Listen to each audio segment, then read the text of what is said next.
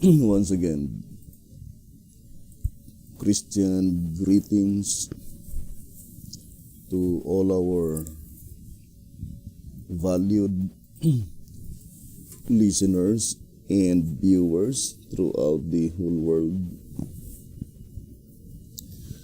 More particularly to all Shepherd's Rod believers, and most especially to our beloved brothers and sisters in the United States of America. Special greetings to our brethren in Colorado, in PG Island, in Mexico, Spain, in Africa, to the United Kingdom, and also to our brethren in Australia, and to all the living saints scattered abroad. Greetings, and may the good Lord bless you, my dear brothers and sisters. This is our episode number 7 on the subject, the day of slaughter.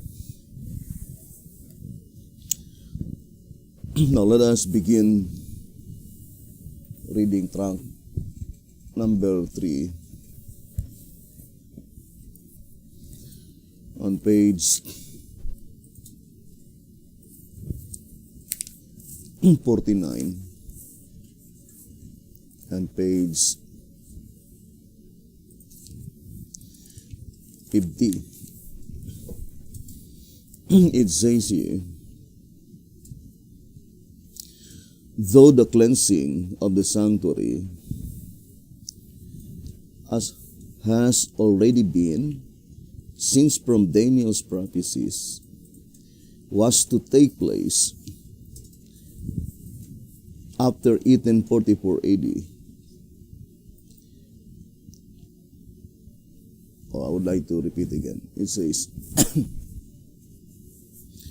though the cleansing of the sanctuary, as has already been seen from Daniel's prophecies, was to take place after 1844 AD, yet since the living righteous are still commingled with the sinners in the church, and since Daniel saw the Ancient of Days sit in judgment, not to slay those who had the mark, but to judge from the books which were opened.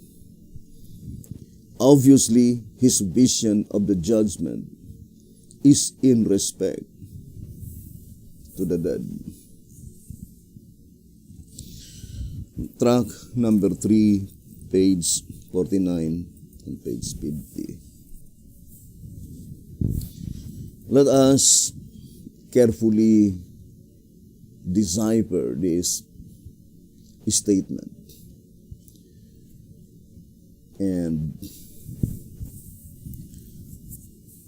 with much caution that we could be able to grasp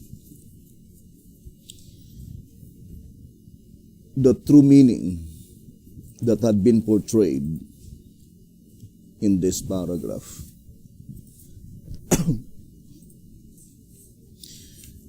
First of all, the statement, yet since the living righteous are still commingled with the sinners in the church. First, this statement must be applied to the time when the living righteous were already in existence. Undoubtedly,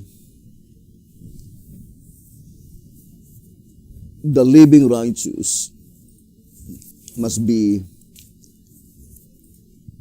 directly pointing to the saints that will no longer to taste death. And of course,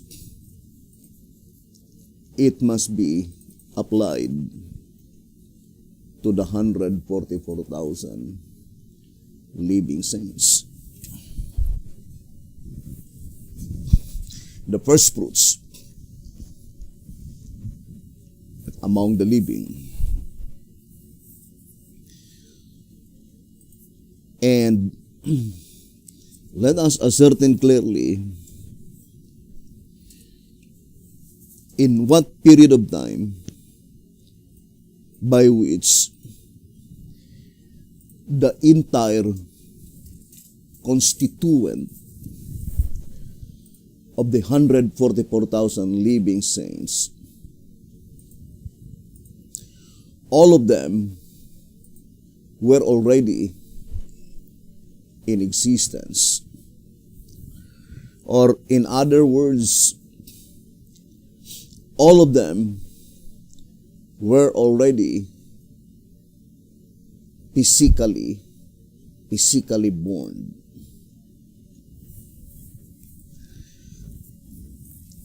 Now, I would like to connect 1SR, then we will go back to that statement.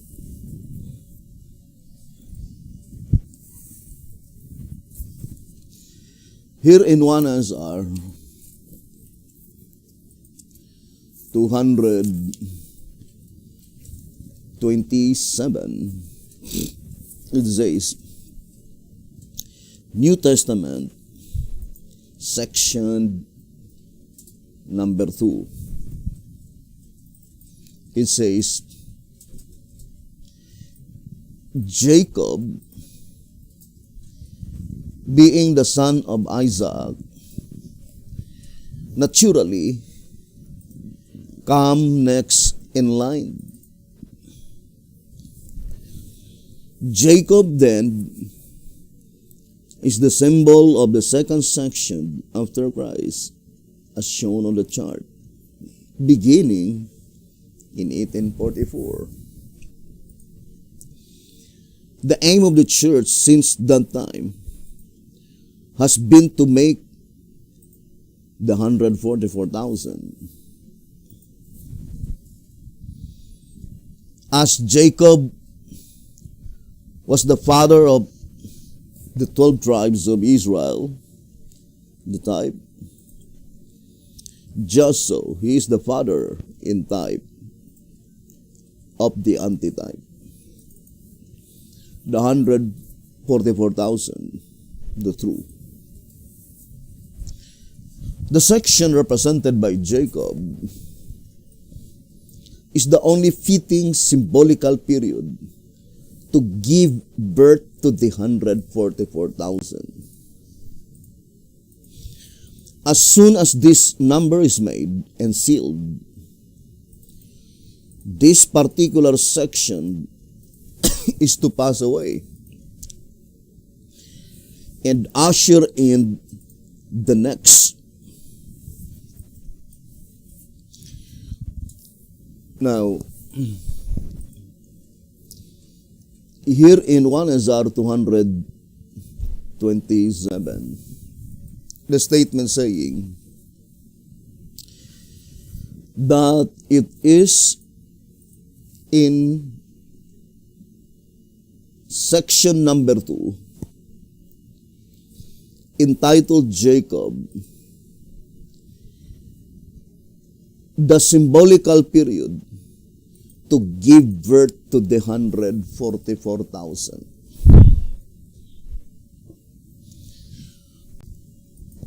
Although it did not say what birth, Is it physically born? Or is it spiritually born? If it is pertaining to the second birth, spiritually born, logically, they must be first born physically. So, in this reading, completely answer our question. When would be the 144,000? All of them will be in existence, born physically. The absolute answer must be in the period entitled Jacob. Because according to the reading, as soon as this number is made, meaning as soon as all of them were already in existence physically, and then sealed, meaning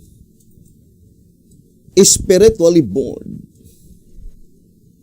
then this particular section is to pass away and usher in the next section, which is the third section entitled Israel. Now let us look at first that section that passed from Jacob to Israel. Now it says here in 1 SR 227, as there was an important event, 1 SR 227, as there was an important event with each succeeding section at the close of the one and beginning of the other, there must be something of no lesser consequence that would make the change of this section with which we have identified ourselves. So, P.T. Hotep made it so plain, testifying that they were still living in the period, section number 2, entitled Jacob. And here the prophet is predicting that event that would make the change from section number 2 to section number 3, or when that section will pass away and usher in the next, by which there must be something very important event by which the consequence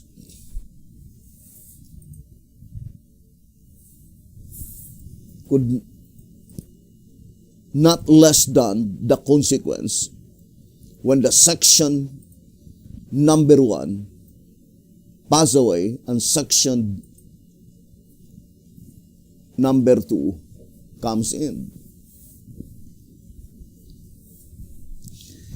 Now, let us look at first what happened from section number 1 to section number 2.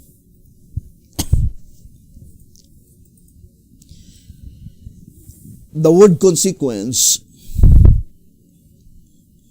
must be referring only to the neglectful and by which of such negligence there is a consequence by which they could not alter.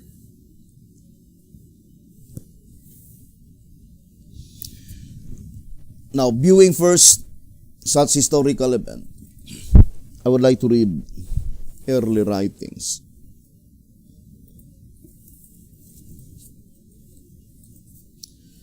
Early writings,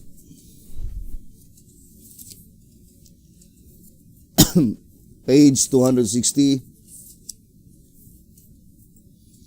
and 261.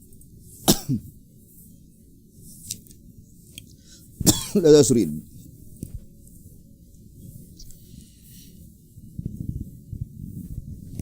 Early writings 260. Those who rejected the first message could not be benefited by the second. Neither were they benefited by the midnight cry, which was to prepare them to enter with Jesus by faith into the most holy place of the heavenly sanctuary.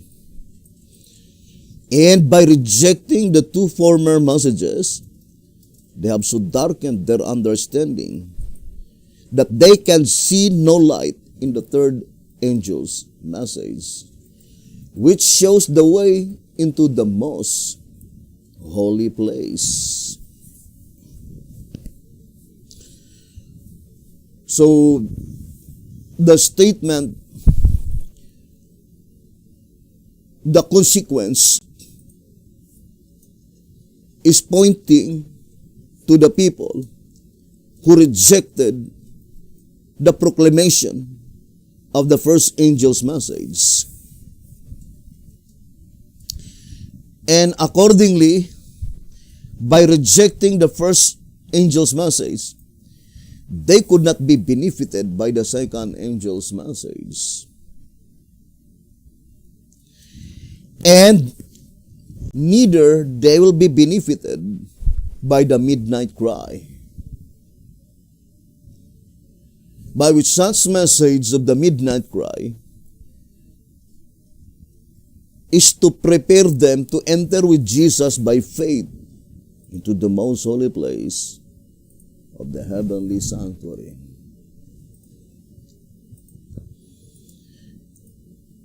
And if you will look at in reality the occurrence in the days of William Miller, this statement can only be applied unto them indirectly, because the sequence here, first the proclamation of the first angel's message, then the second angel's message, then the midnight cry, and then the loud voice of the proclamation of the third angel's message. But in the days of William Miller, it is disarranged. And that's why B.T. Hotep says, contrary to the proper application of the parable, Let us read the statement. It says here, while the bridegroom tarried, 2 SR 181 or 182, while the bridegroom tarried, they all slumbered and slept. And at midnight there was a cry made, behold, the bridegroom cometh. Go ye out to meet him. Then all those virgins arose and trimmed their lamps. Note that they slumbered and slept before the cry was made. In the summer of 1844, midway between the time when it was first thought that the 2,300 days would end on March 21, and the second date, October 22 of the same year, this period they applied as being the tarrying time, but mark that the cry has been going on for some years, the message by Miller, and the tarrying time was applied at its close after they had discovered their miscalculations, which is contrary to a proper application of the parable.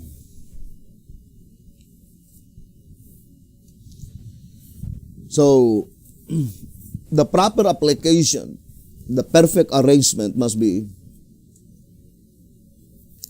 brothers and sisters, the tarrying time first. That is the proper application of the parable. The period of tarrying time must occur first. And then, the arrangement is stated here. In early writings 260, then the proclamation of the first angel's message to fear God and to give glory to Him. And then the proclamation of the second angel's message. Then the midnight cry. And then the loud voice of the third angel's message. Although at this time,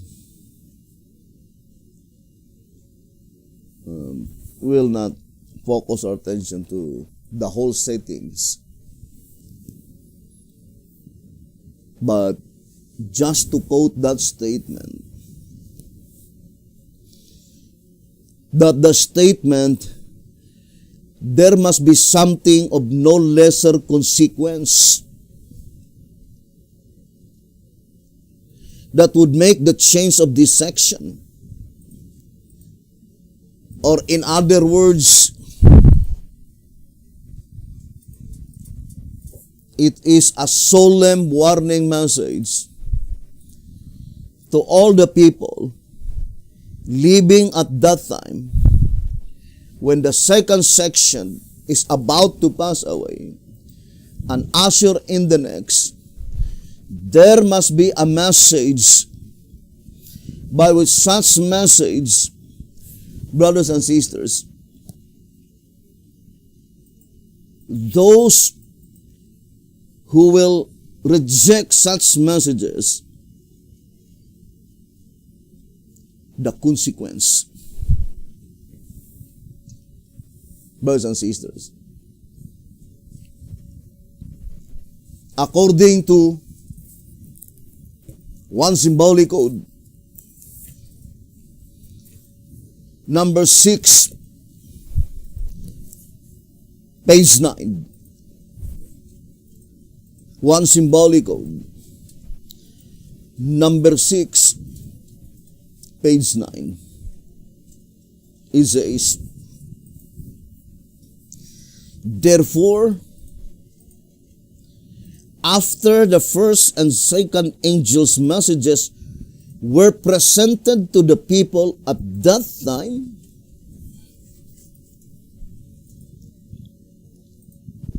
their probation closed,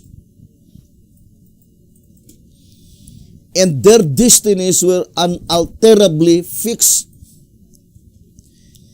either for eternal life or eternal death. as was the case with Saul, king of Israel.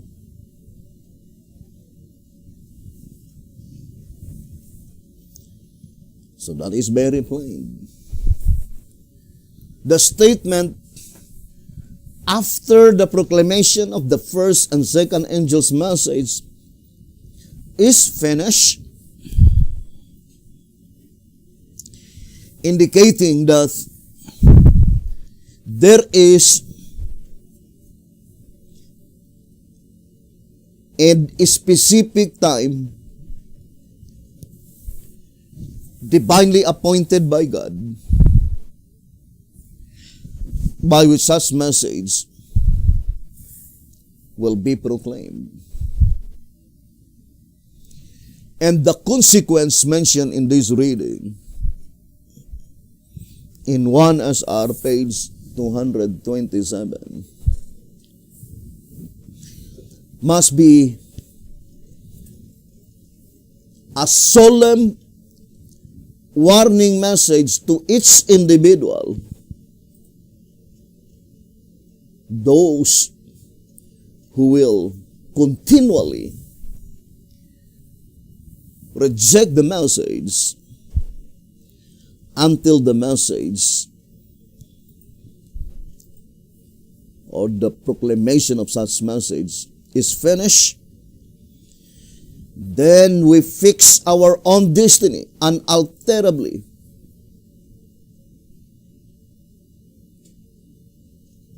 Brothers and sisters, we could no longer alter the situation.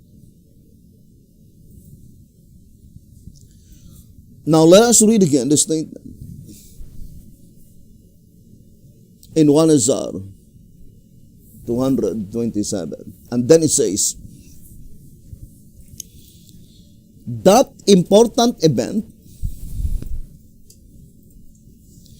is none other than the purification of God's church.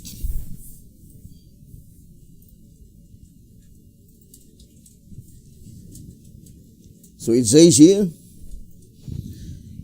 that important event, so very important event,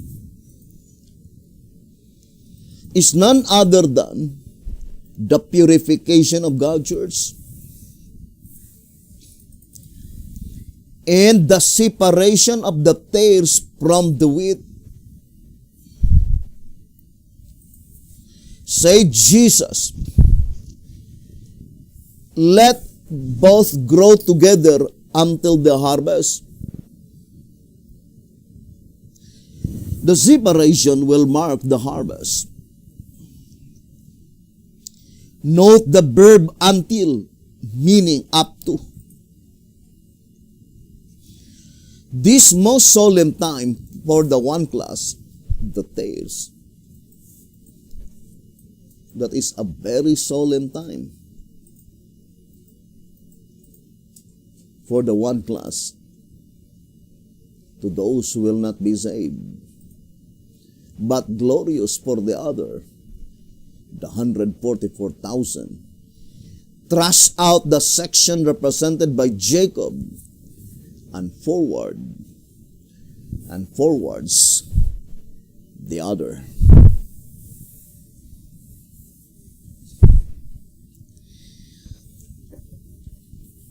Brethren, it is a very important subject by which we need to carefully study.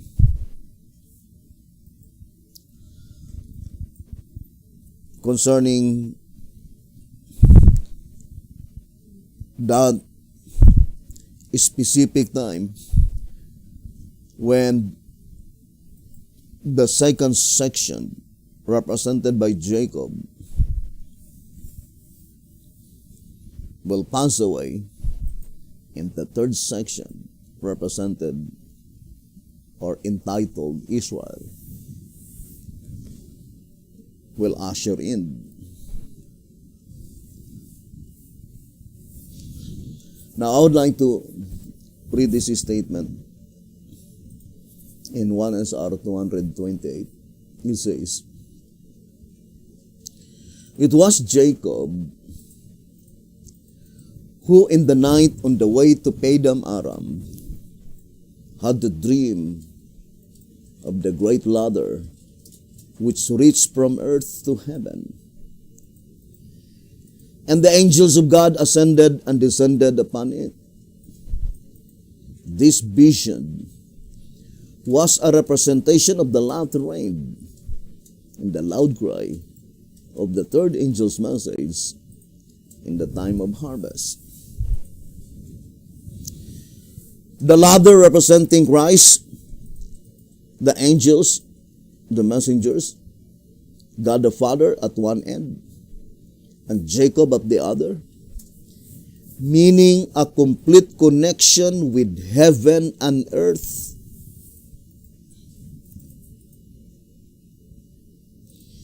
Then it says, though the duration of this last section of provisionary time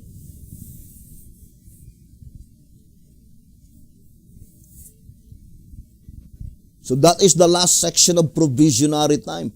But what provisionary time? Though the duration of this last section of provisionary time, entitled Israel, is shorter than any of the periods before it.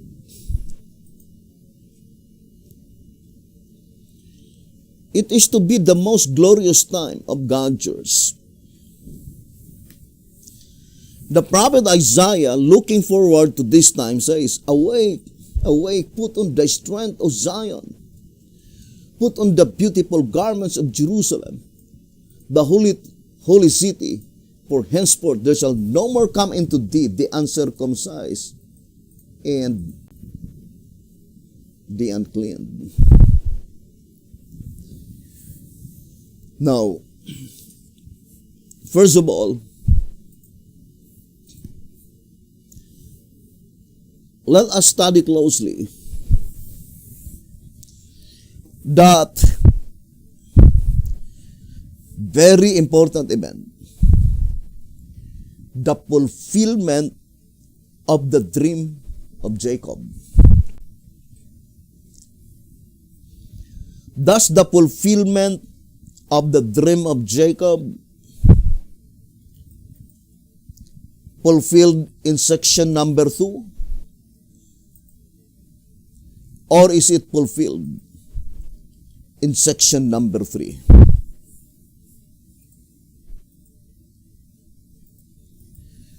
But the reading we read in 1 SR 228, it is under the description of section number 3.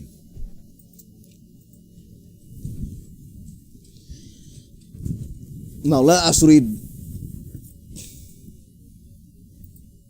another statement in 2 SR 266.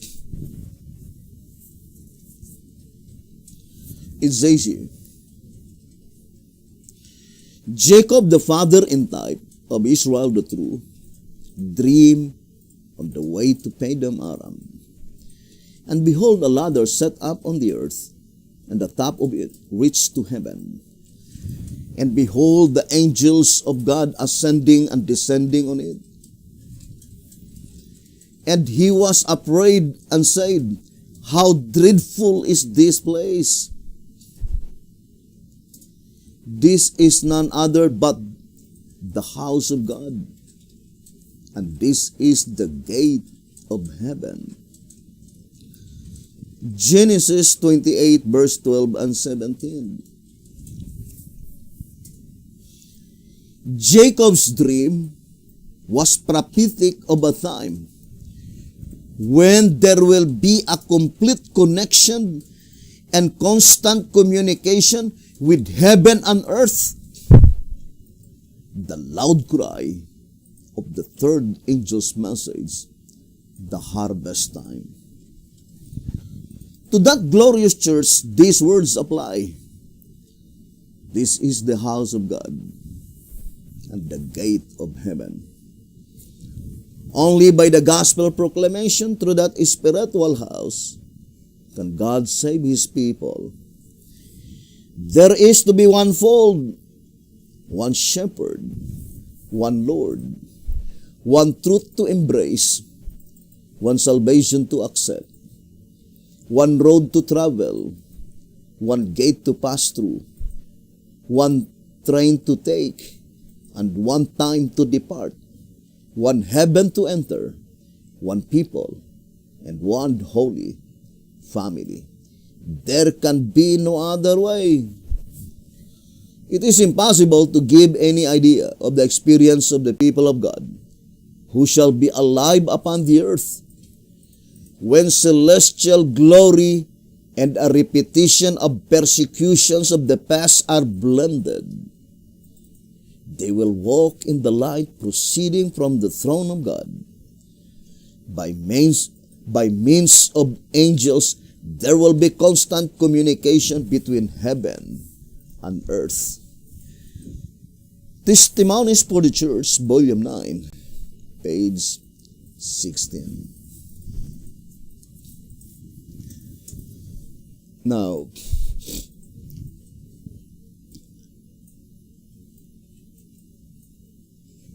let us connect to track number 4 and also 1SR Pocket Edition.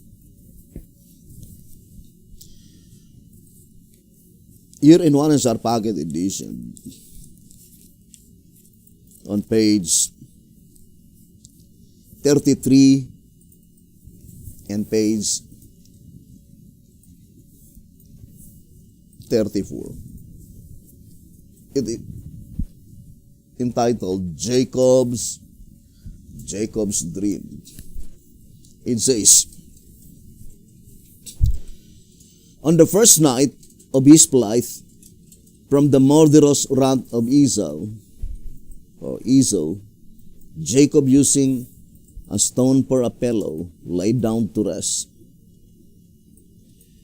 And he dreamed, and behold, a ladder set up on the earth, and the top of it reached to heaven. And behold, the angels of God ascending and descending on it.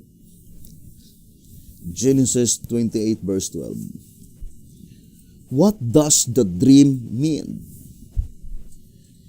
Being another phase of the same typology, it must necessarily be a prefigurement of a noteworthy event to overtake God's people, the Jacobites.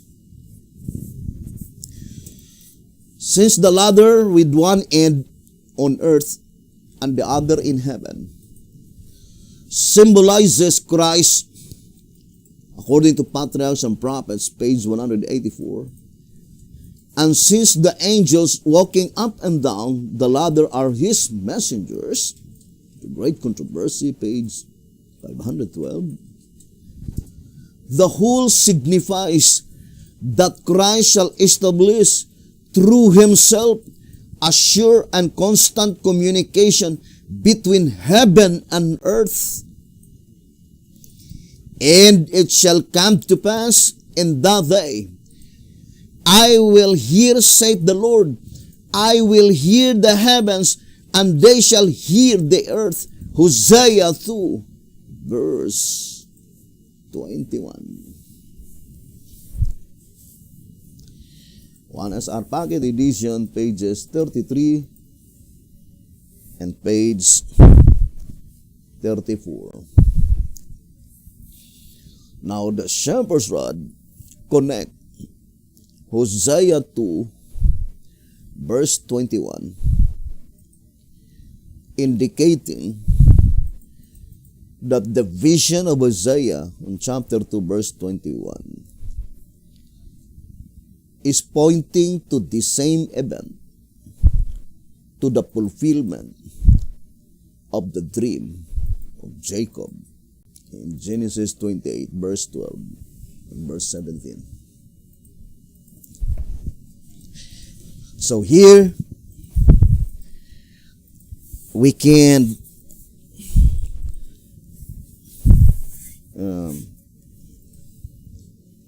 prove the reality of that statement in 2SR 255, saying, one thing proves another or explain another.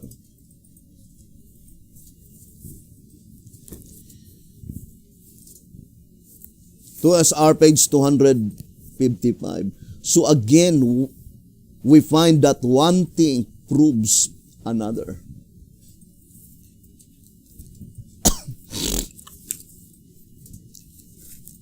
Or in track number 5, one truth dovetailing another truth. In track number 5, on page 38, saying, going on now to understand the symbolism as it thus basically defines itself, the student will see as he proceeds that each subject not only becomes clearer and clearer, one truth dovetailing with another, and all reinforcing the whole, but also that it holds a steering present truth lesson.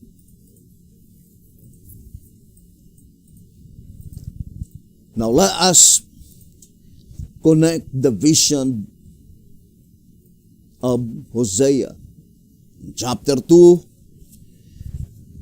verse 21, being pointing to the same event, the fulfillment of the dream of Jacob. Now here in track number 4, in page 48, it says, Hosea 2 verse 21,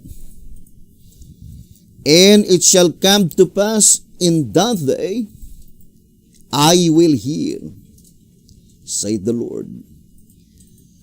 I will hear the heavens, and they shall hear the earth. Hosea 2 verse 21. While the phrase, I will hear the heavens, shows that He, Jesus Christ, is on the earth. Or in other words,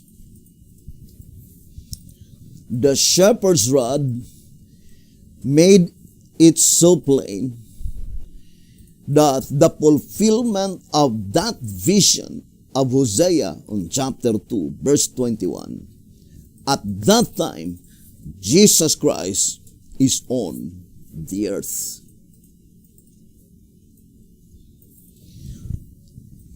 Now let us read again the statement in track number 4, page 48 and page 49.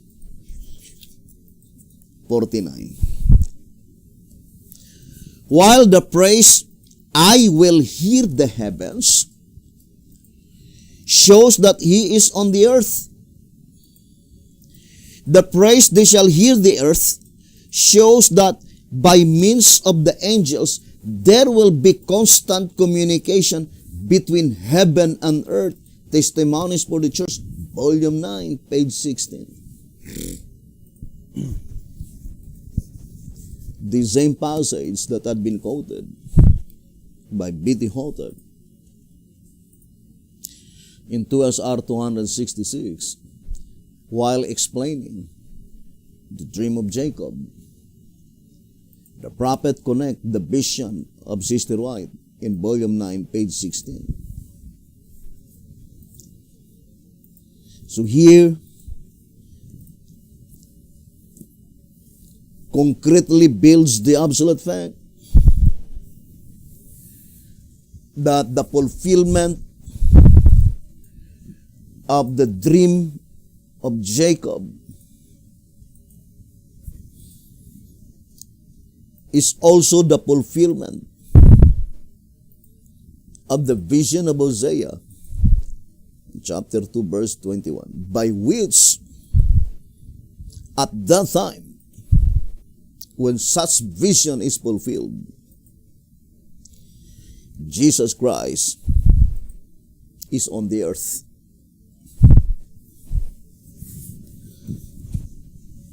Now, let us read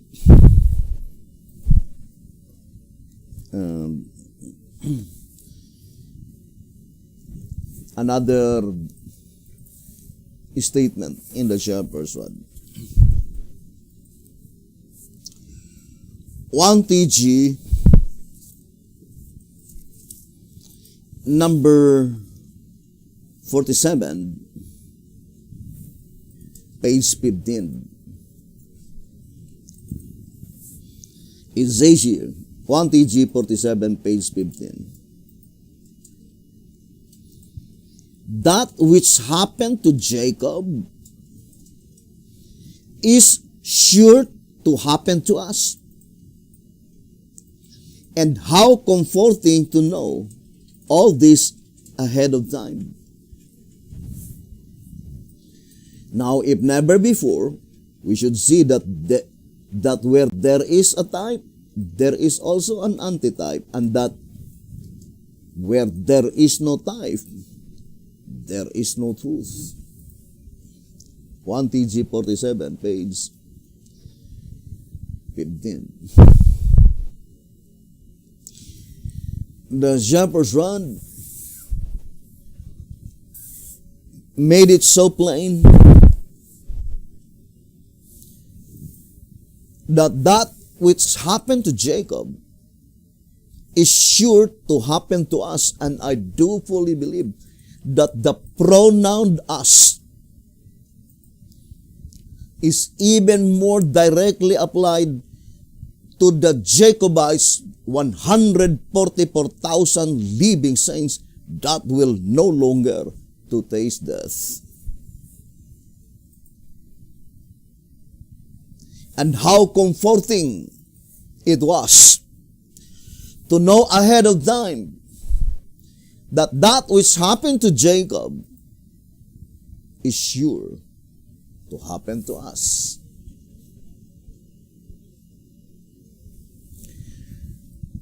Now let's read 1 Azar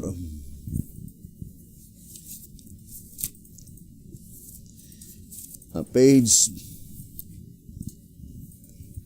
61. 1 Azar page 61. It says, Jacob,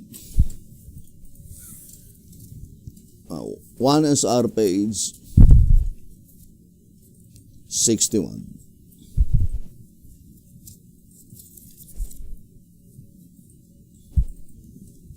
It says, Jacob, at the advice of his parents, left home and went to Padan Aram, and on his way, the very first night, God appeared unto him in a dream.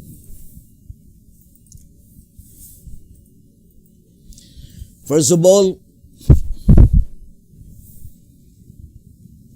brothers and sisters, the fulfillment of this prophecy, but with such happenstance that happened to Jacob, is sure to happen to us.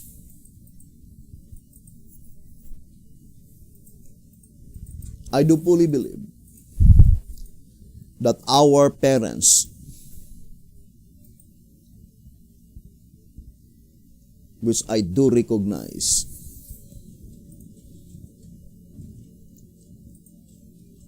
Sister White being our mother and a spiritual mother, and Betty Hotep is our spiritual father. I remember the statement here in 1 SR page 25 saying,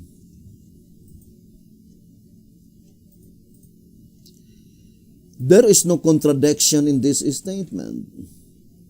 For the angel told her that she, with the 144,000, meaning she is one with them, but not one of them. She will doubtless be with them, for she may be termed as the mother of them. 1 SR page 25. So the spiritual mother of the 144,000 is Sister White. And for me, my spiritual father is Betty Houghton. So the statement in 1 SR page 61 saying, Jacob at the advice of his parents, of course, in the fulfillment in the antitype, the advice of our parents must be through the writings of Sister White and Betty Houghton. Both of them advises us that it is now the time to leave home.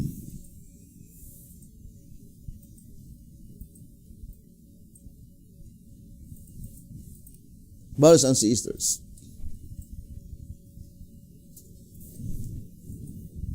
the same with our father Abraham, or grandfather.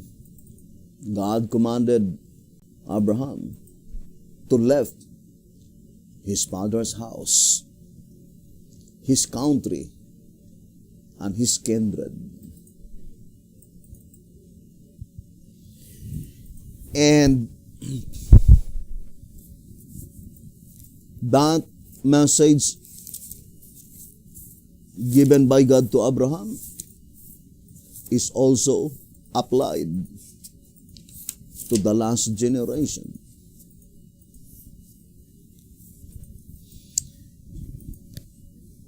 Although that is not our subject, but let's focus to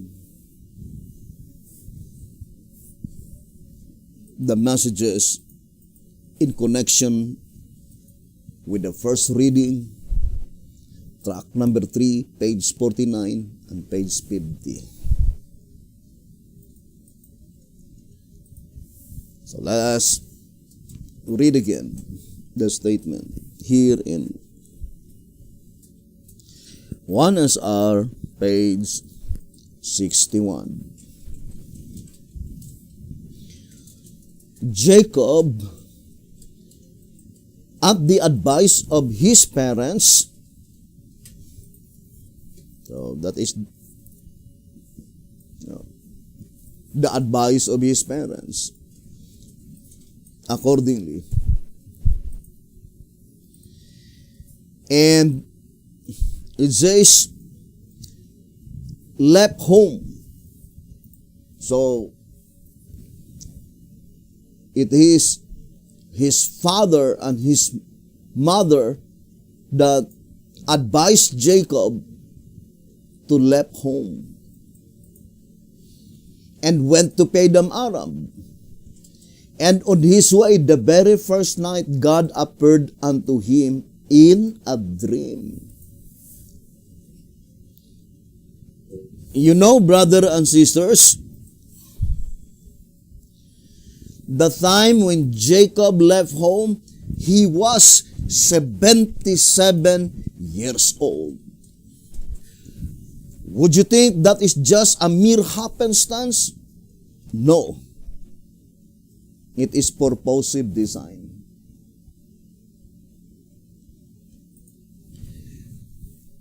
"77" indicating 2 complete period of time.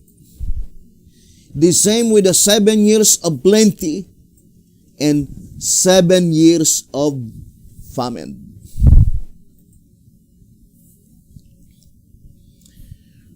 If you still remember The statement in 12 symbolical.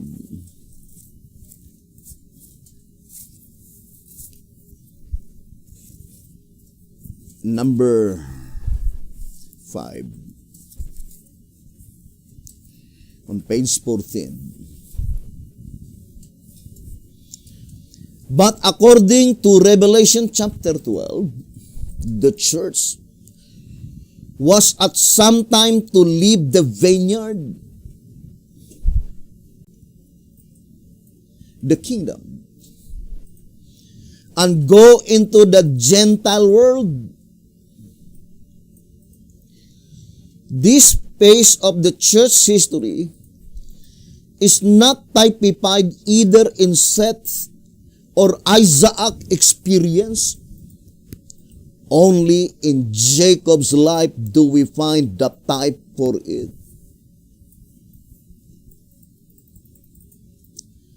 Only in Jacob's life do we find the type for it. Now, the antitype of the period entitled Jacob began in the year 1844. According to a reading in 1 SR 227. Therefore, we need to find out what is the vineyard.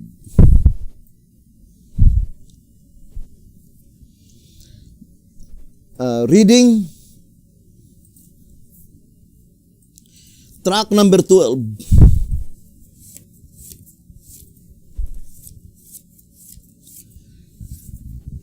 On page 43, it says, 3.5 years after Christ's resurrection, the church left Palestine vineyard. In the upper portion, it says, to begin with, we see from this scripture that the woman left her vineyard, homeland, Palestine.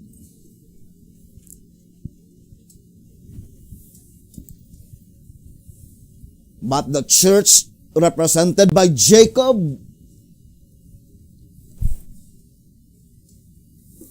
never in Palestine, ancient Palestine.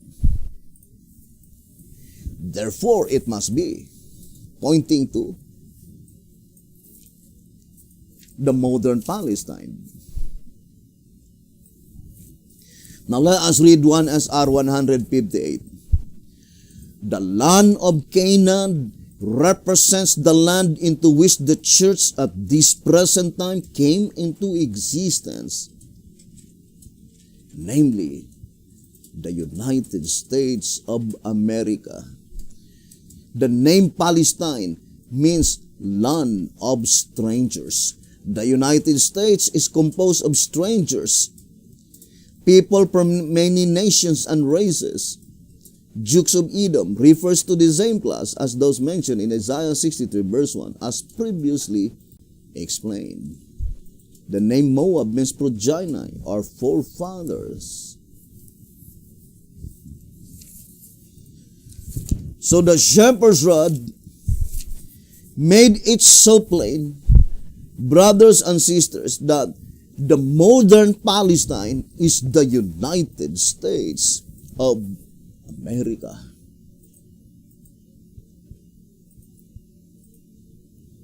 Therefore, brothers and sisters, the picture tells the whole story.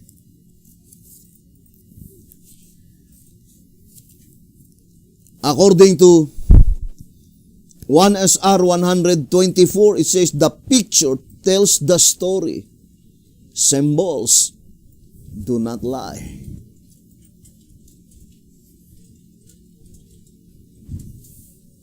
So let us distinctly separate the period of time when antitypical Jacob is still living in the vineyard, together with his parents.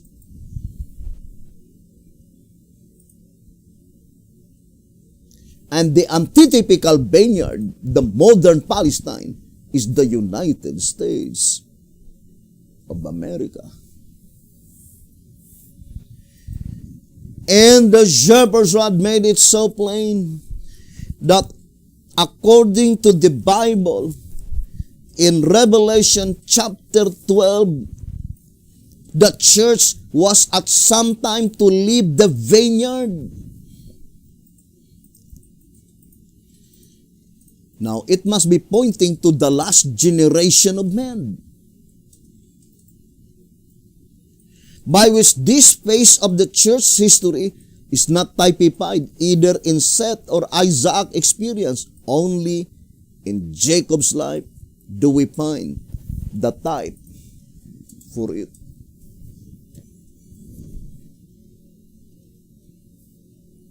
And since we are studying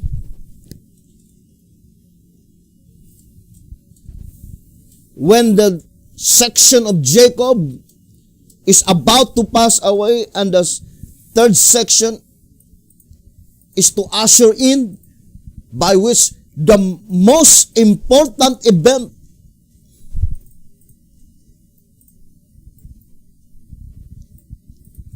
in that predicted event is at the time when Jacob left home. Why? Because he implicitly obeyed the advice of his parents.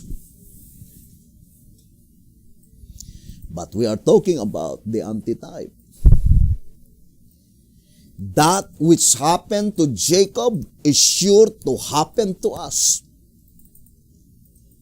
1 TG 47:15.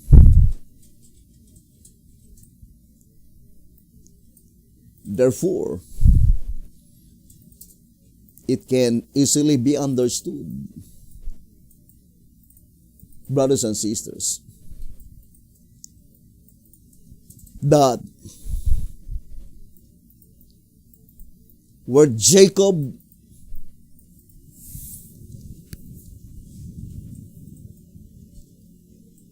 is lying on that very first night, that is the very place by which Jesus Christ is standing. By which at that time there is a complete connection with heaven and earth.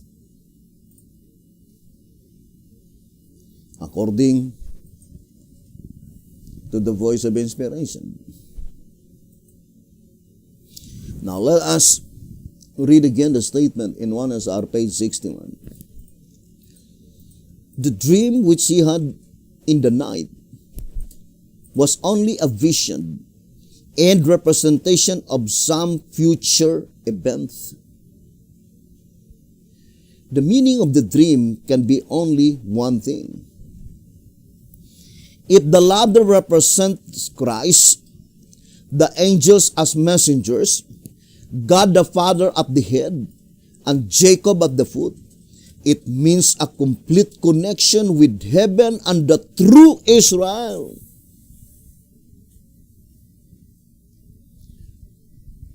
What does it mean, the true Israel? Pointing to the movement recognized by Jesus Christ as his movement. The true movement.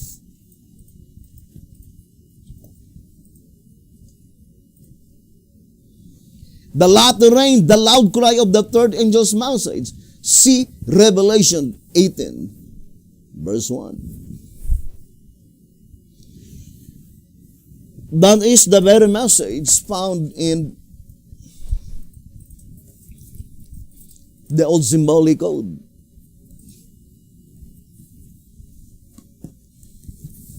Let me read to you again.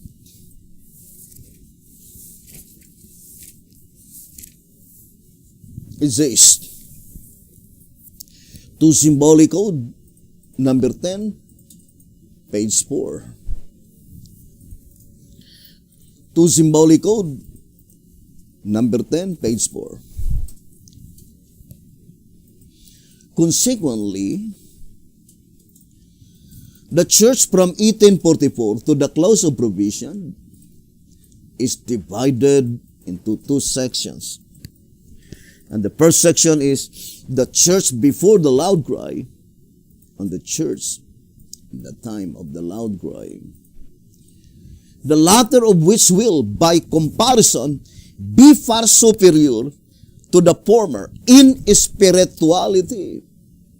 In fact, there is no comparison between the two. Hence, those who cannot tell in which one of these stages the church now is, must be in great darkness.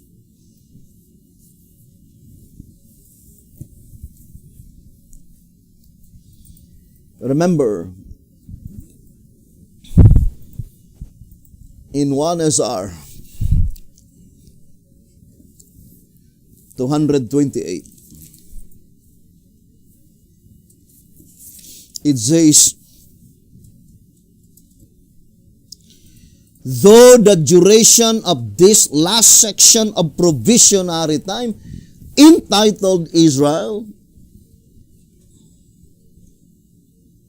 is shorter than any of the periods before it, it is to be the most glorious time of God's church.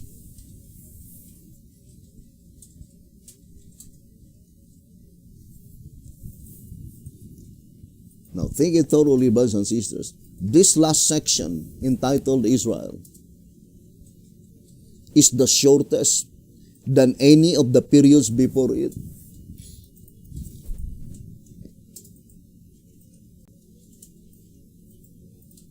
So, we need to classify all the periods so that we could be able to compare. That the last section entitled Israel is the shortest, shorter than any of the periods before it. But it is to be the most glorious time of God's church. But glorious for the other, but most solemn time for the one class, the tares, according to 1 SR 227 and 228. And then it says, the prophet Isaiah, looking forward to this time, says, therefore, that message proclaimed by Isaiah the gospel prophet, according to this reading, in 1 SR 228, is pointing to the fulfillment of that dream of Jacob, to the fulfillment at that time when there will be a complete connection with heaven and earth.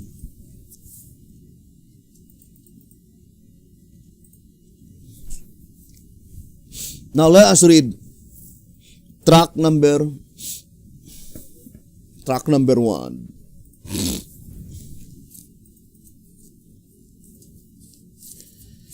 Here in track number 1, page 26, it says,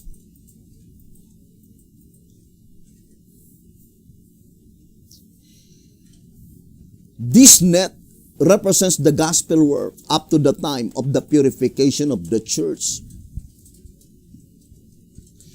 For after the church has been purified, only such as should be saved will be granted membership. Awake, awake, put on the strength of Zion. Put on the beautiful garments of Jerusalem, the holy city. For henceforth there shall no more come into thee the uncircumcised and the unclean. Isaiah 52 verse 1. This rousing alarm must sound before probation closes, for it could do no good afterwards. Indeed, could be but a mockery then. Neither could it apply to the time of the loud cry, for the church is not then asleep and without the beautiful garments.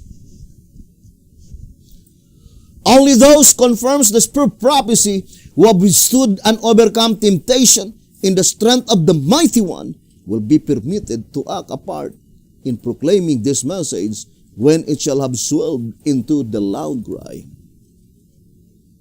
Review and Herald, November 19, 1908. And in that day, there shall no more the Canaanite in the house of the Lord of hosts. Zechariah 14, verse 21. Tract number 1, page 26, very plain. Saying that this rousing alarm recorded in Isaiah the gospel prophet, Isaiah 52 verse 1 and 2, must sound before probation closes to the church.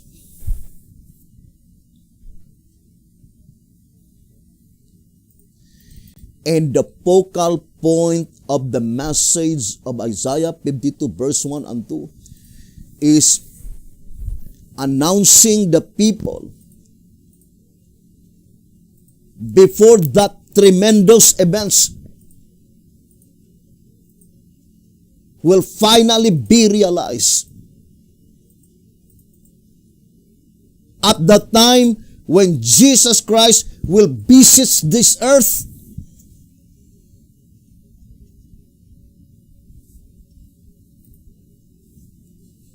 brothers and sisters, which is also closely connected to the vision of prophet Ezekiel in chapter 1. Now let us read tract number 1. Tract number 1.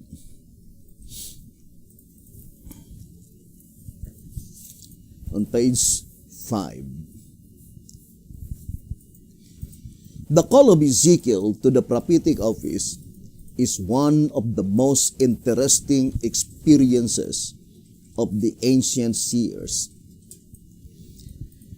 And the revelation of what he saw by the river Chebar is perhaps of greater importance to heaven and earth at this time than is any other vision and sacred record, because in a remarkable way it reveals that which unites heaven with earth, even as the Dardanelles link two importances. Thus, this study of Ezekiel's vision, which brings to light earth being visited by the majesty of the universe, may be aptly termed as the Dardanelles of the Bible.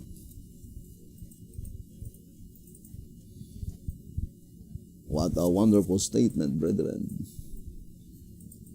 The earth being visited by the majesty of the universe. We should not be like the Jewish people, because they knew not the visitation of Jesus Christ. Worldly thoughts, worldly cares, worldly ambition absorb them according to the desire of ages. 235.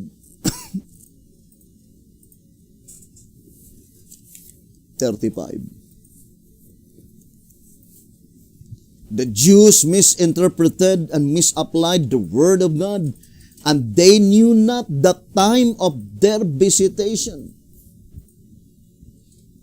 The years of the ministry of Christ and his apostles, the precious last years of grace to the chosen people, they spent in plotting the destruction of the Lord's messengers. Earthly ambitions absorbed them, and the offer of the spiritual kingdom came to them in vain. So today, the kingdom of this world absorbs men's thoughts, and they take no note of the rapidly fulfilling prophecies and the tokens of the swift coming kingdom of God. The Desire of Ages, page 235. So, hoping that we will not be like the Jewish people, brothers and sisters. We should not follow their examples. And we need to absolutely understand such predicted event when Jesus Christ will visit the earth, or when the earth will be visited by the majesty of the universe. What will happen, brothers and sisters? I would like to read to you this reading in track number 1, page 40. It says, "Mark that while he dwells in the midst of his people, many nations shall be joined to the Lord in that day, and that he will be unto them a wall of fire round about." Here we are graphically reassured that in that day, in the day that the Lord takes the reins in his own hands and comes to dwell in the midst of the city, his presence, his marvelous chariot shall be a protection round about his people. Thus it seemed that the Lord has come to purify his people by putting away the wicked from among them, take charge of his clean flock, and with them finish his work. In this we see that the church has come to her crisis. She that travaileth must give birth, and as soon as Zion travailed, she brought forth her children.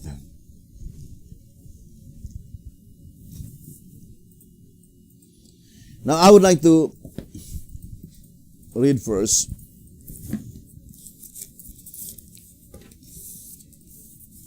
brothers and sisters,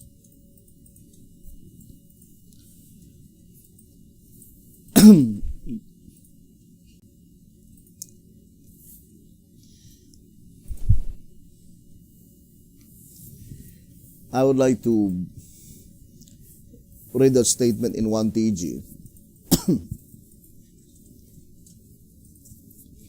Number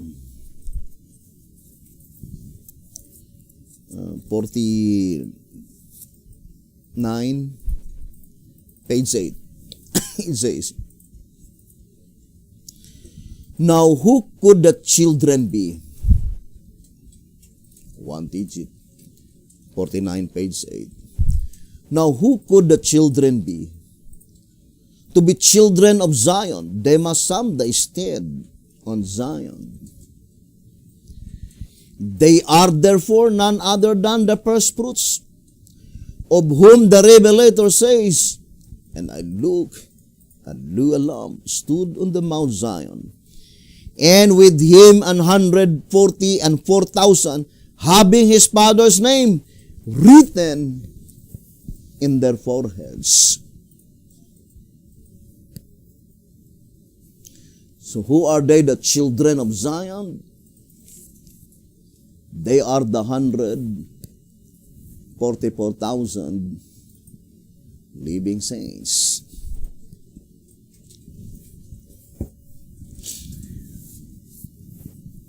Now, I would like to connect also the statement in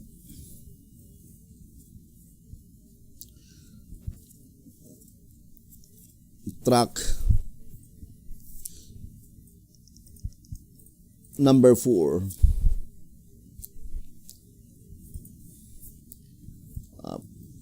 Pages 14 and page 15. I would like to read the statement. Track number 4, pages 14 and page 15. And the quotation is Hosea 2 verse 18 to verse 21. Although our particular object in view is verse 21. These verses describe the latter-day state of the once fallen wife, the church, as one of unadulterated purity and absolute safety. But as she is at the present time still in her Laodicean condition, wretched and miserable and poor and blind and naked, still impure and still in danger, it is evident that as Hosea's vision extends over the entire length of the Jewish church, it also extends over the entire length of the Christian church. From the crucifixion to her fast approaching liberation from bondage, when the Lord is to hear the heavens, and the heavens are to hear the earth.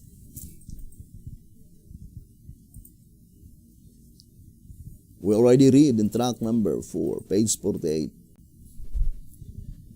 that the fulfillment of that vision indicates that Jesus Christ is on the earth.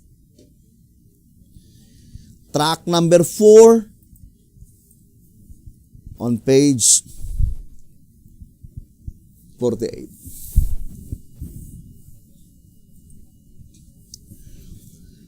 In 2TG, number 6,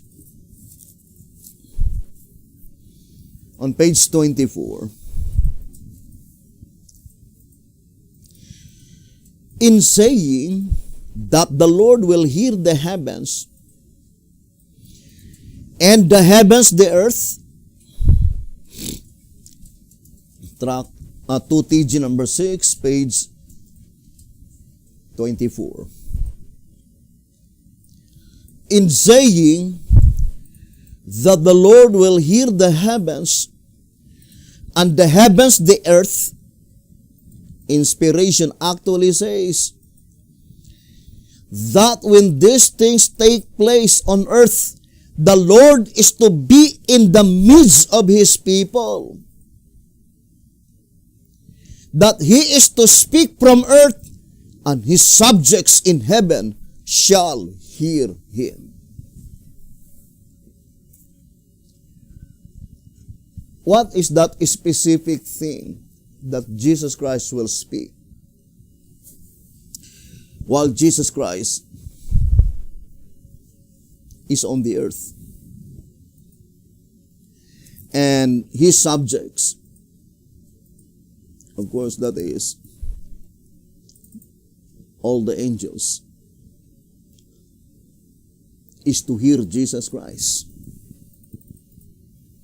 But the most important part is that the very place by which Jesus Christ is standing, He is in the midst of His people. By which the statement in 1SR page 61,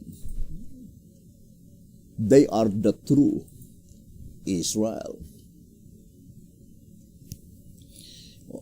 In this study, brethren, it is useless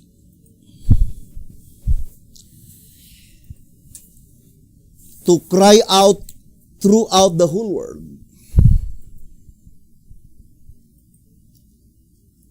saying that we are God's true movement.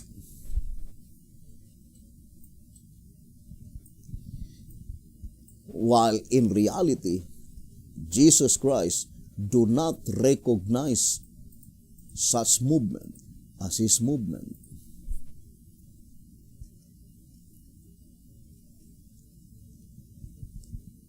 So the very important thing is that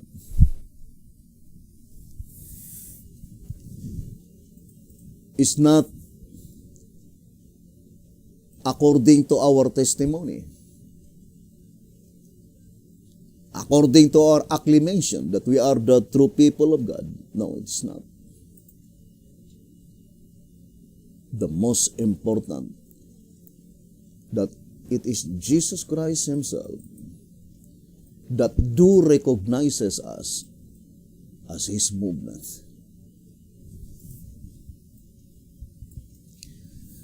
To repeat again, brothers and sisters,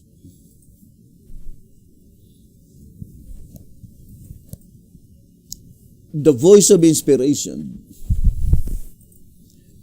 are plainly telling us that that predicted event by which there is a complete connection with heaven and earth is the fulfillment of the dream of Jacob.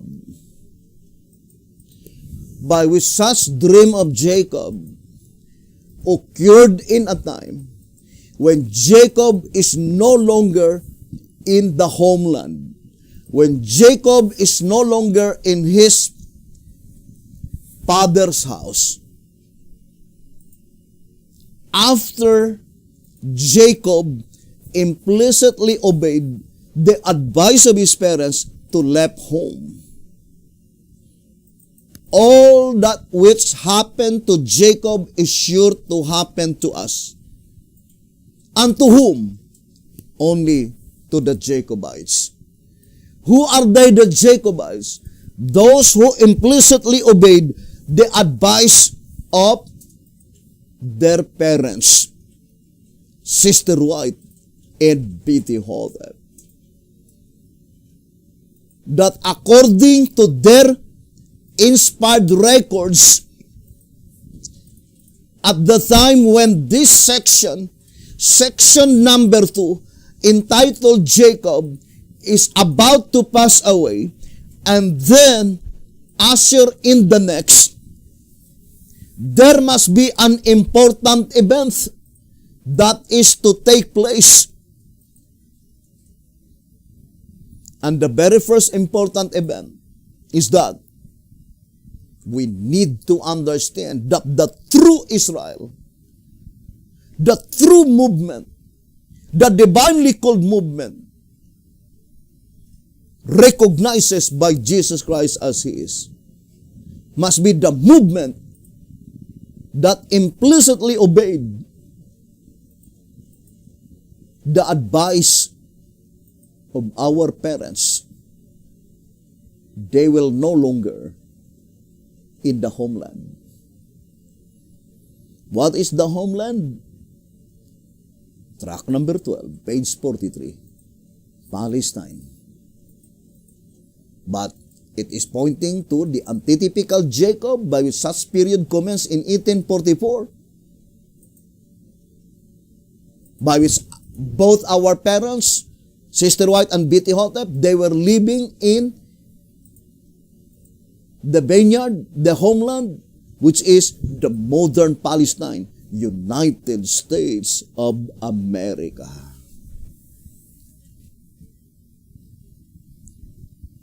So in this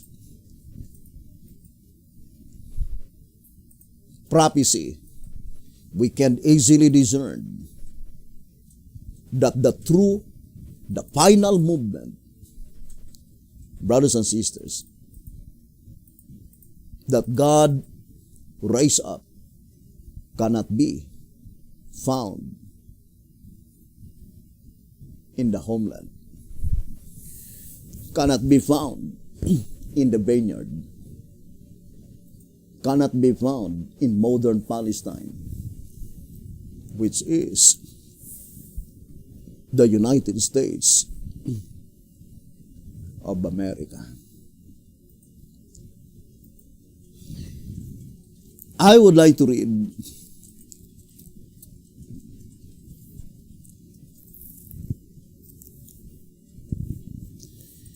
in 1 Symbolic Code number 7, page 9. It says, although I will be reading only beginning from page 8. 1 Symbolic Code number 7, page 8. To begin with, there is nothing in the word live that connotes finality and permanence of condition or action.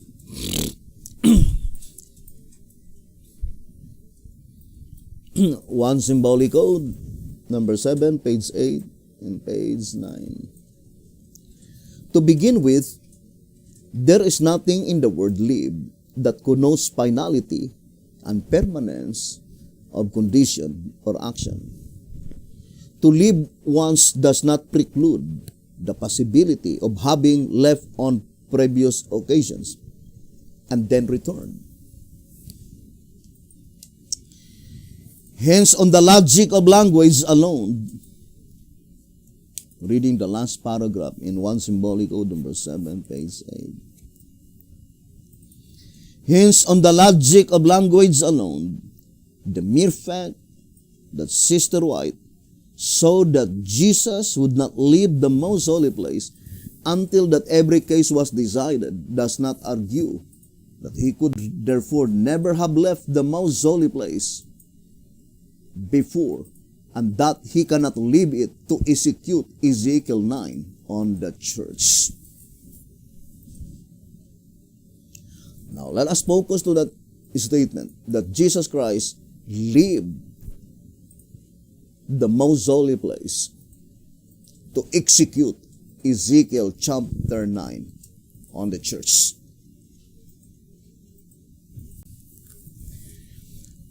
Now, let us read tract number 3 on page 46. Tract number 3.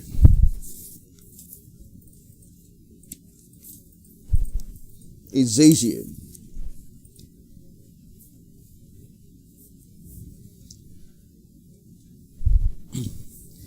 In graphic demonstration that he will come to earth with all his angels to execute judgment upon the living.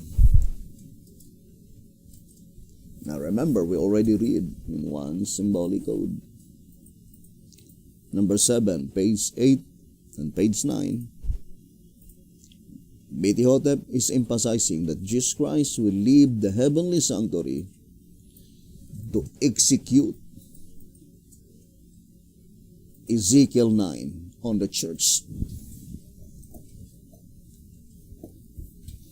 And that is the work of antitypical Elijah. Right?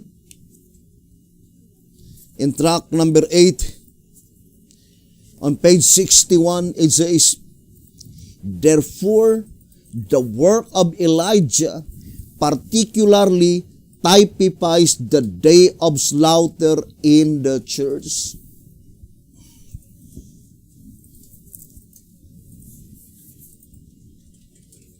Or in other words,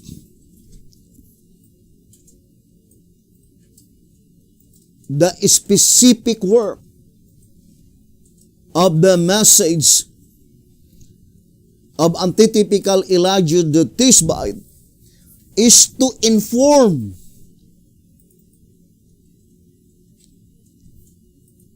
all the 144,000 living saints concerning the day of slaughter.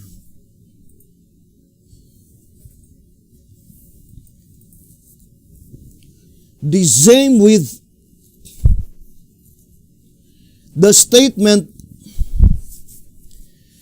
in tract number 1, pages 29 and 30, saying, as the words which Ezekiel was to speak to his people were found in the book which he ate.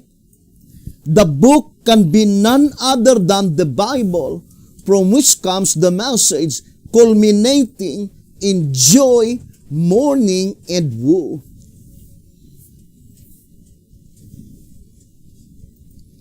And then it says, and drew a roll of a book was therein, and he spread it before me. And it was written within and without. And there was written therein lamentations and mourning and woe. Ezekiel chapter 2, verse 9 and verse 10.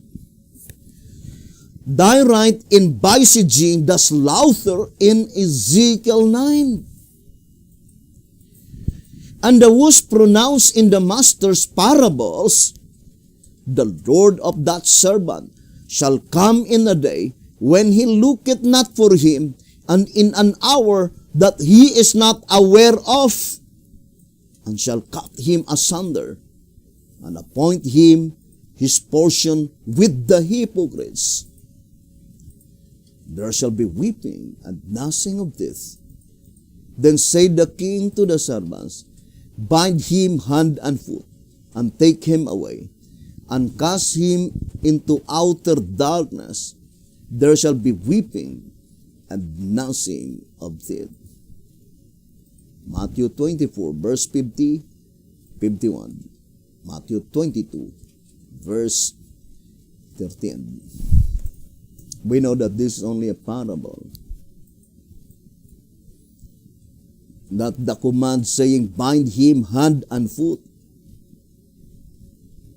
meaning they could no longer alter the situation. Brothers and sisters, and they could see nothing but darkness. Now let us go back to the statement. In tract number 3, page 46.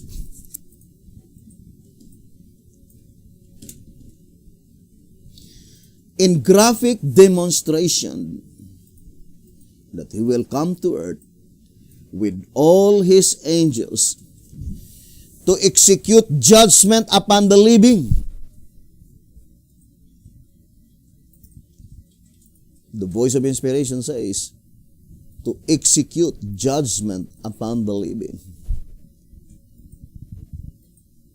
That is the focal point of the visitation of Jesus Christ to this earth.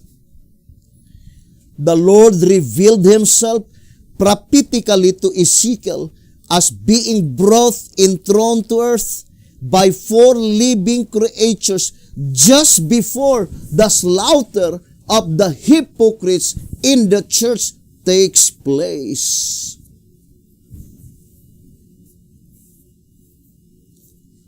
Just before the slaughter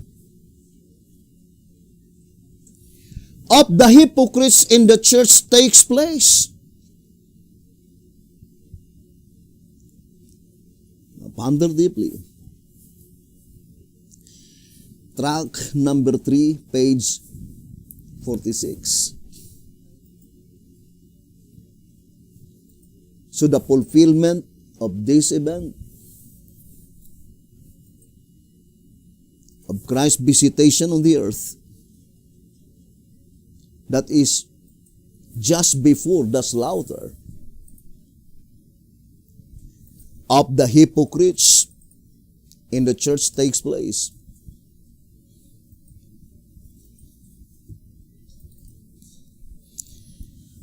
The hypocrites represents the 7 heads. Or in other words, the hypocrites must be the leadership. Here in Tuazar, let me read to you the statement given by the Shepherd's Rod to SR 101.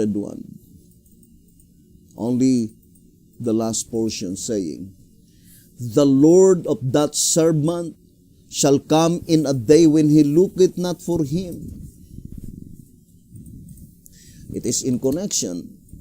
In track number 1, page 29 and 30, it says, thy right in visaging, the slaughter in Ezekiel 9, by which the visitation of Jesus Christ will be at the time just before the slaughter of the hypocrites in the church. Track number 3, page 46.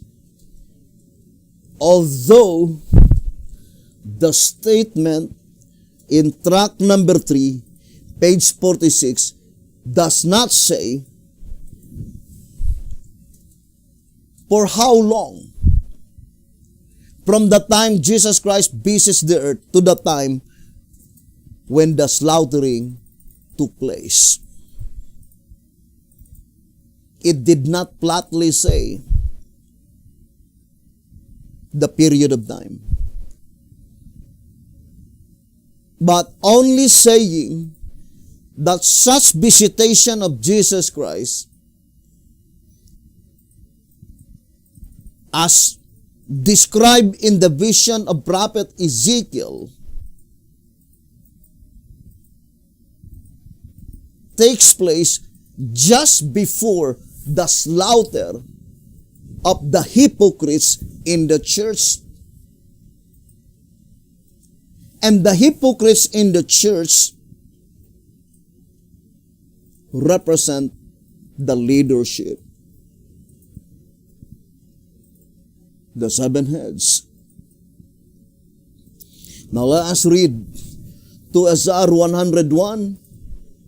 The Lord of that servant shall come in a day when he looketh not for him, or in an hour that he is not aware of. Meaning, they did not know of Christ's visitation. And shall cut him asunder, and appoint him his portions with the hypocrites, with the heads of the beast. There shall be weeping and gnashing of teeth. Matthew 24, verse 45 to verse 51.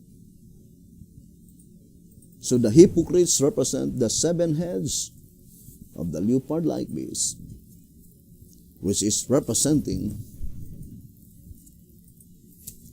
the leadership. Now, here is a statement that I would like to read to you, given by the Shepherd's Rod.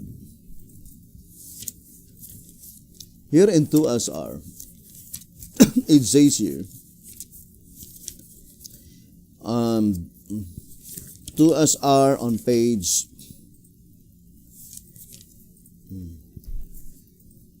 117. 2SR page 117. Revelation 17 verse 9. And here is the mind which hath wisdom. The seven heads are seven mountains, on which the woman sitteth. All the heads being present on the beast, and the woman sitting on them, proves that all seven mountains must be in existence at the same time. They cannot be consecutive, for the woman sits on them all, which denotes one great union of the heads by the medium of the woman. They are called mountains, as God's denomination is called mountain in Isaiah 2 verse 2 and Micah 4 verse 1. The mountain singular is God's denomination, but the mountains plural by both Isaiah and Micah have reference to the same denominations represented by the heads on the beast. Thus, the seven heads are seven mountains.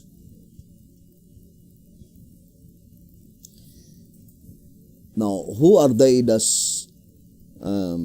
The mountains in Micah chapter 4. So the statement have reference to the same denominations by the heads on the beast.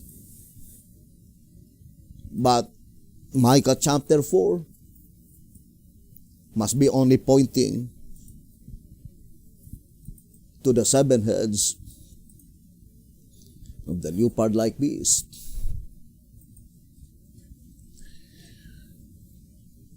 Now,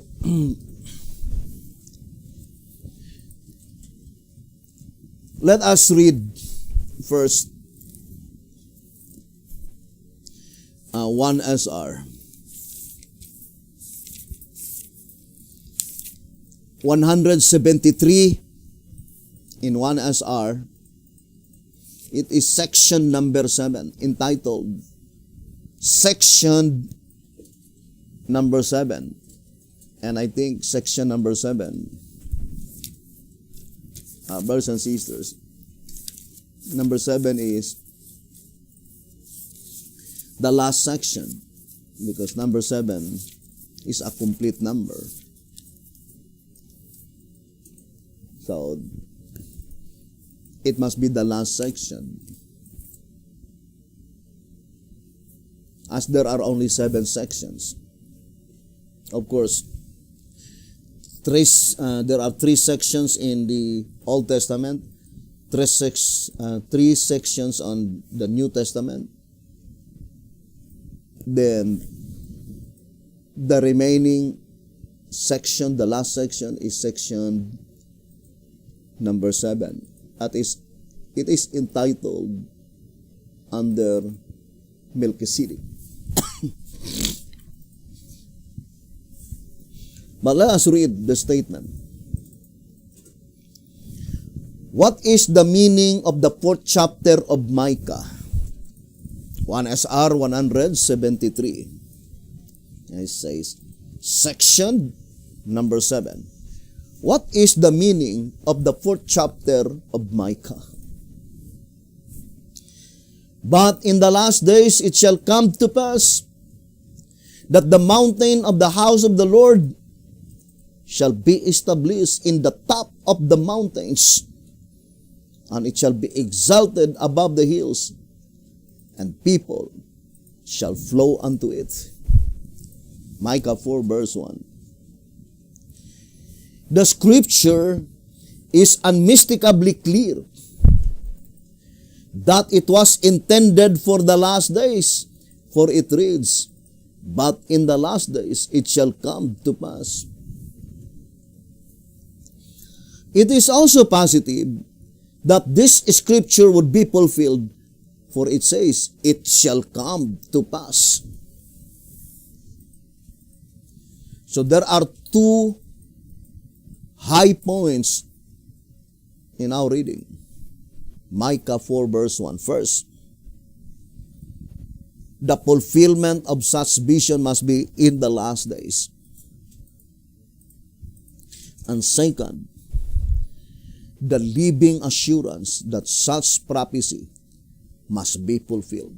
For it says, it shall come to pass. Or in other words, the same with a statement saying, I, the Lord, have spoken it, I will do it. Ezekiel 36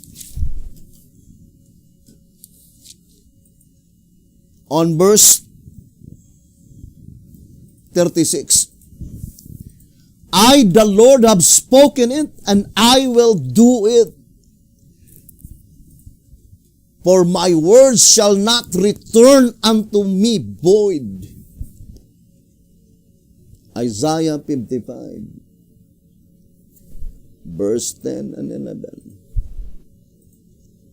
And then it says in 1 SR 173, it is an accepted fact that nearly all Bible students agree that the mountain spoken of in this chapter is a symbol of God's church denomination, of which the temple built on Mount Moriah was a type.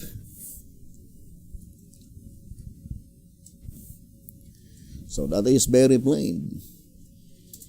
The temple that was built on Mount Moriah was a type.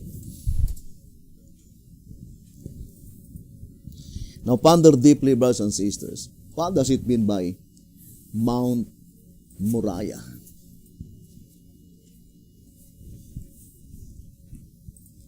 Now let us read first tract number 8. Pages 5 and page 6.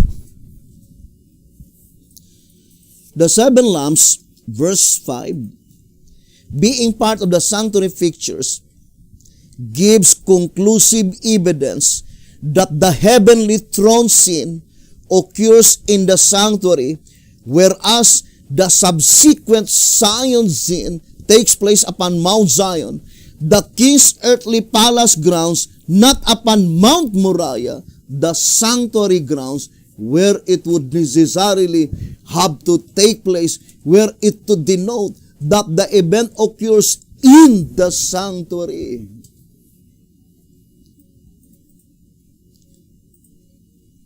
These scenes, therefore, are of two different events in two different locations. The sitting of the throne in heaven and the standing of the redeemed with the Lamb on earth, while the activities embraced in the throne scene are still in progress. Tract number 8, page 5 and 6. What is Mount Moriah? Sanctuary grounds.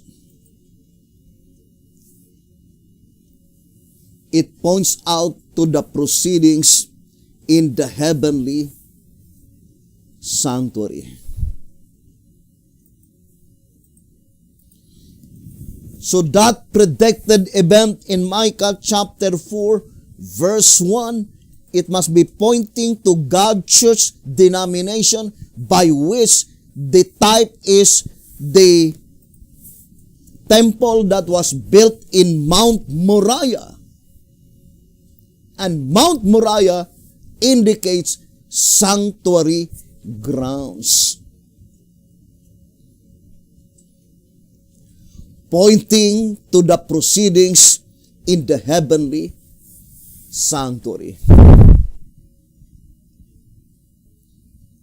Therefore, it can easily be understood that such church, my dear brothers and sisters, they have a complete understanding concerning the entire proceedings from the heavenly sanctuary.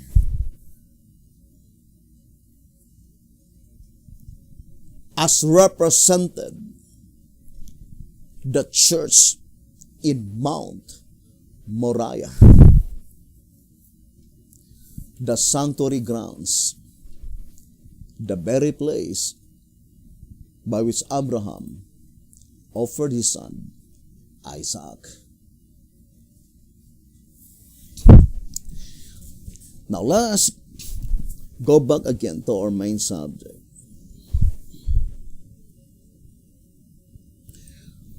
Concerning the visitation of Jesus Christ,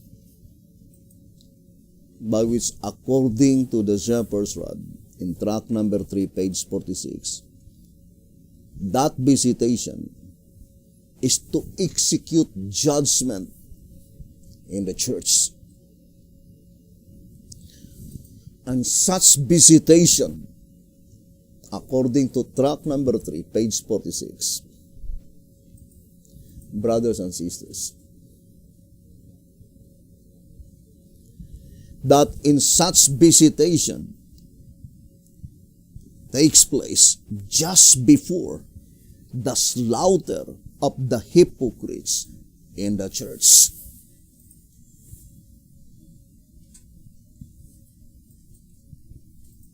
So, That is very plain. Now, I would like to read to you answerer number 5.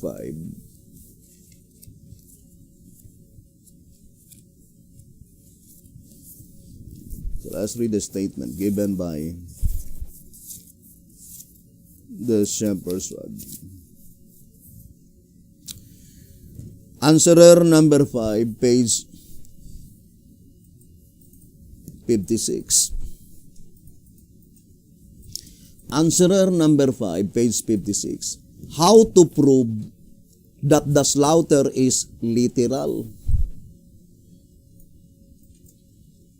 Question number 134. How can I prove to a Seventh-day Adventist that the slaughter of Ezekiel 9 is literal?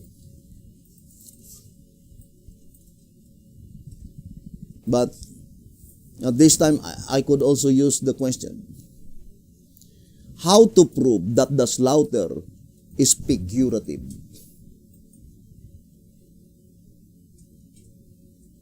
And I would like to add in the question number 134, how can I prove to a Davidian that the slaughter of Ezekiel 9 is figurative? There is no spiritual slaughtering, but there is a figurative slaughtering, by which I do fully believe that there are many Davidian, if not all, they were in total darkness concerning the figurative slaughtering.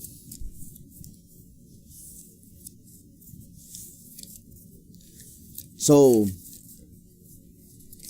how can I prove that the slaughtering is figurative? And to whom? To the Davidian. But to prove that the slaughtering is literal, according to the reading, it is directed to the Seventh-day Adventist brethren. So I would like to read first that statement in answerer, is it number 4, saying that whether it is literal or figurative, it brings separation.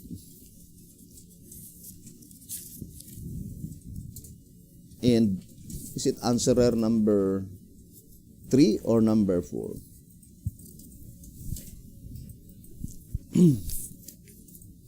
Bawis B.T. Hotep says, whether it is literal or figurative, it causes separation.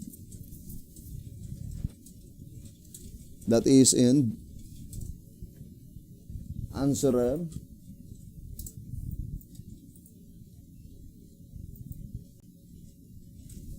that is the reading that I'm reading. Answerer number 5, page 56. Answerer number 2, page 43. Let us read first. Answerer number 2, page 43. It says, Ezekiel 9, whether literal or figurative, effects a separation between the good and the bad.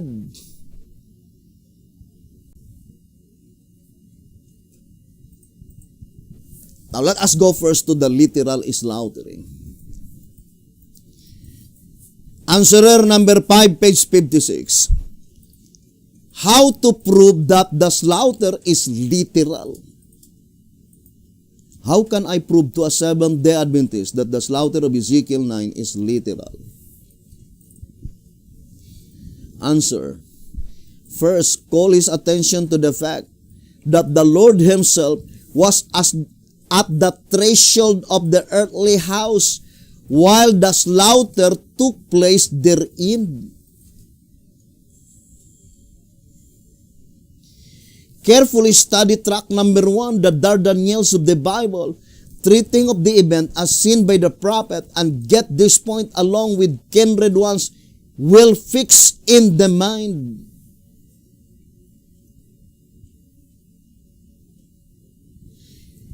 Answerer number 5, page 56, can be easily understood that when such slaughtering mentioned in the Bible, mentioned in the Spruce prophecy, at that time, Jesus Christ is on the earth, that slaughtering is literal.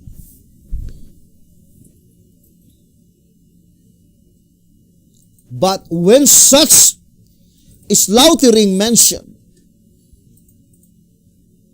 more particularly by the Shepherd's Rod publications,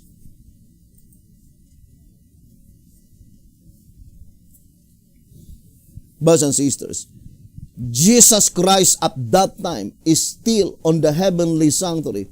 That slaughtering mention must be figurative, not literal. I would like to quote this reading in 12 Symbolic Code number 3, page 18. Yes, read the statement.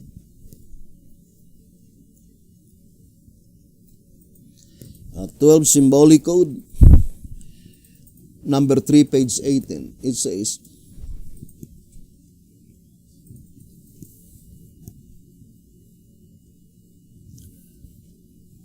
the only judging which the sanctuary in heaven does in regard to this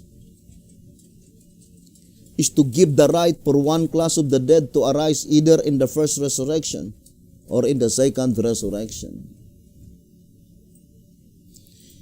And to give right for one class of the living to stand on Mount Zion with the Lamb for translation, and for the other to die at the slaughter weapons of the angels, and to arise in the second resurrection. This is a figurative slaughtering. The statement saying, to give right for the other class to die at the slaughter weapons.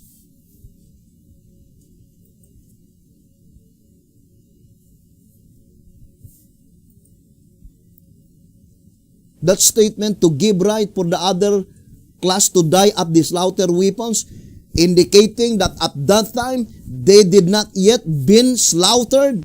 The slaying does not yet took place, but they were already destined for slaughtering. They were already destined to be slaughtered.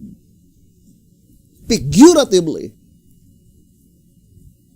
they were already subject to be slaughtered by that literal slaughtering.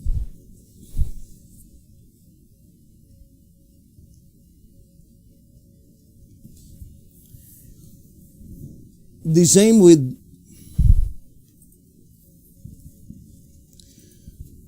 that statement. Brothers and sisters, in 12 Symbolic Code number 2, page 9. 12 Symbolic Code number 2, page 9, concerning Genesis 4, verse 15. And the Lord said unto him, therefore whosoever slayeth Cain, vengeance shall be taken on him sevenfold. And the Lord set a mark upon Cain, lest any finding him should kill him.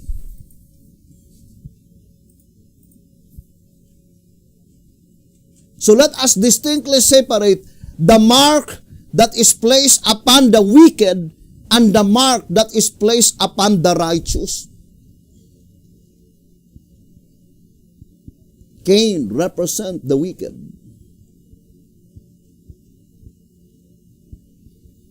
And that mark is a mark that he is destined for slaughtering. I remember this reading, brethren.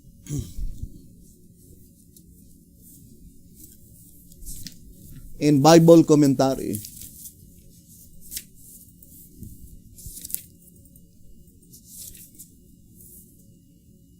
it says here, Bible commentary 1 BC 1087.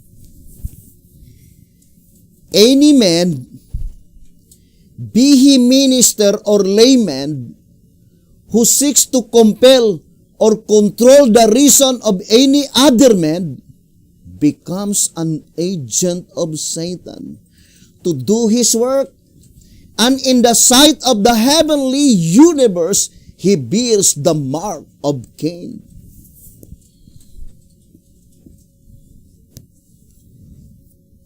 There are many really Davidian brothers and sisters. In our own experience, they are trying to control the conscience of other people by saying, do not listen to that.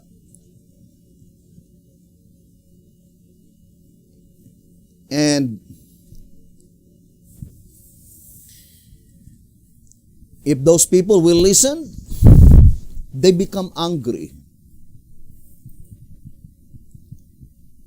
That spirit never originates from God, because God is a God of freedom, God of liberty. The Voice of Inspiration says in Desire of Ages that anything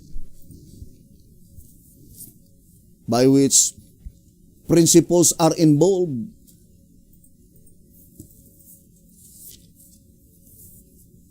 it says, Desire of Ages 550, in matters of conscience, the soul must be left untrammeled. No one is to control another's mind, to judge for another, or to prescribe his duty. God gives to every soul freedom to think and to follow his own conviction. Every one of us shall give account of himself to God. No one has a right to merge his own individuality in that of another. In all matters where principle is involved, let every man be fully persuaded in his own mind. Desire of Ages, page 550. And that is the true character of the true Davidian, as showed by the character of B.T. Hotep. It says here, and one symbolic code number 4, page 1, one symbolic code number 4, page 1. This is the statement given by B.T. Hotep. Do not wave into the shepherd's rod's message your own interpretations of the Bible and Sister White writings, nor any of your constructions on anything that is written therein before first submitting your points to this office. If your claim on a subject which you may hold as being correct is found so and accepted as of value by this office, after a careful examination, we can have it published and distributed throughout our ranks, if that is your desire. But if we see no light in your verbal presentation or document of your claims, we shall so inform you as quickly as possible. Then, if you do not feel clear to yield to our judgment, be you pleased to know that we shall not attempt to block your way of teaching the same, nor oppose those who wish to read or listen to your discourses. Let every man be fully persuaded in his own mind, is our position.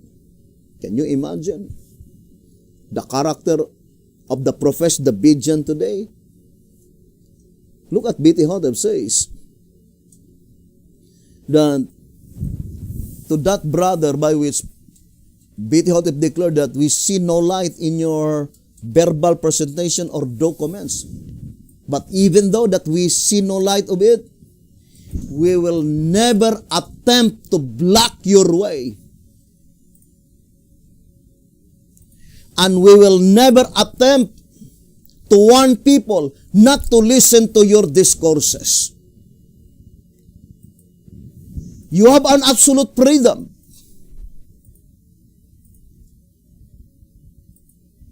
And B.T. Hotep says,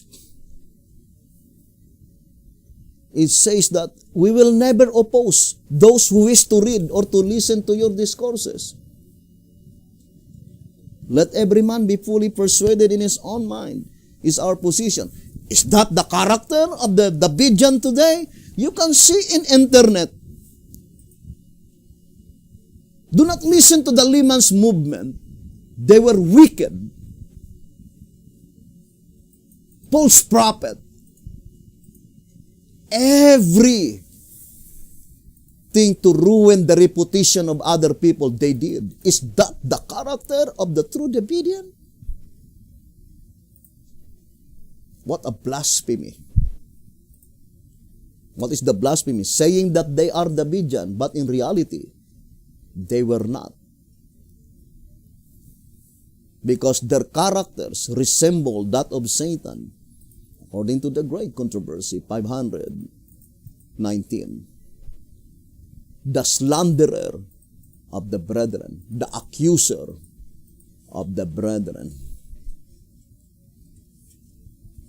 The true character of a real Davidian, brothers and sisters, will never ruin the reputation of other people and will never warn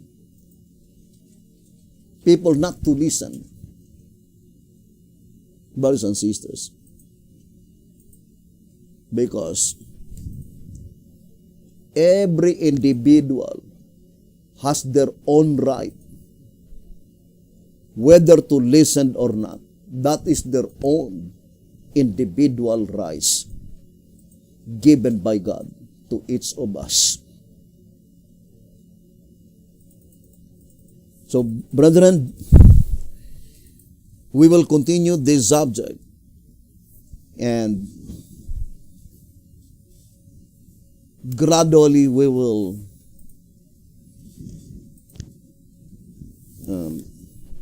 explain to you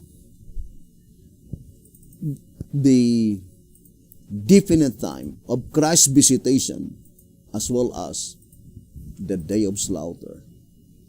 That visitation of Jesus Christ takes place just before the slaughter of the hypocrites in the church takes place. Track number 3, page 46. But we will explain to you the specific, definite time of Christ's visitation. May the good Lord bless you and have a beautiful, wonderful evening.